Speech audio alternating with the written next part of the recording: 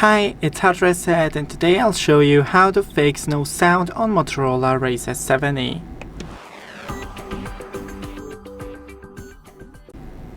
So first, make sure that your phone isn't on mute, so increase the volume. Next,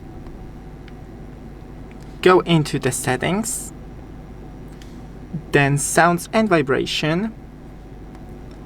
And right here also you can increase the volume.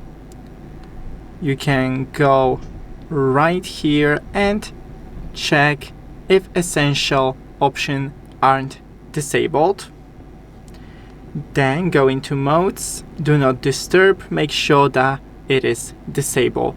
Also, you can try restarting your phone. Thanks for watching, don't forget to leave a like and see you in the next one.